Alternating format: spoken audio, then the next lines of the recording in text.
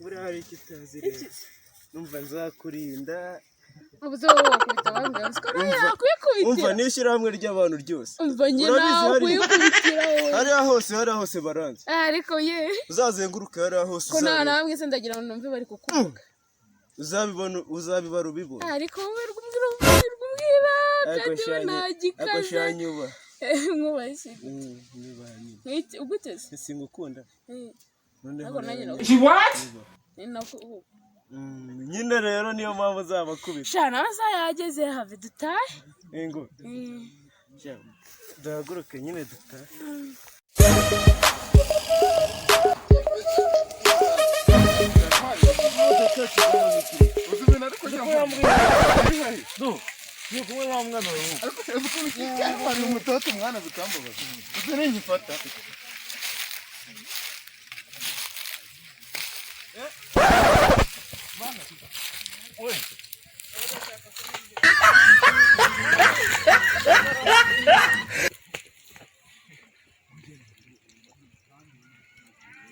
Sheri.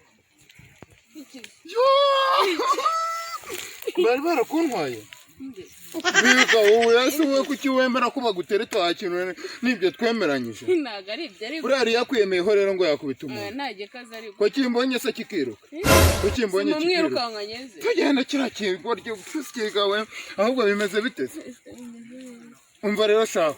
Nzongera kugufatana n'uriya musore. Nzagukubita uzi ibintu nakoreye ntuza. Jesus! A few moments later. Kuko nigize ikibwa mana yanjye.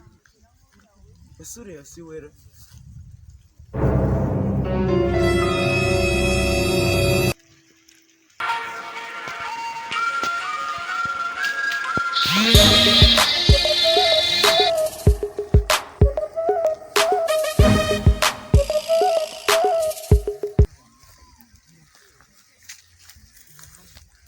Mama komera.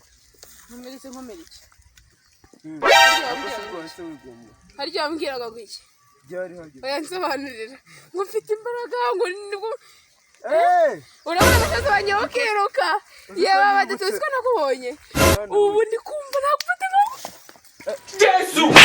Bagabura inzoka zari zandi. Zari zakuriye. Niko se nago nakubwiye.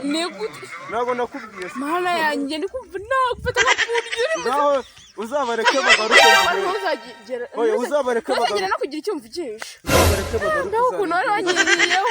Ariko rero. Oya.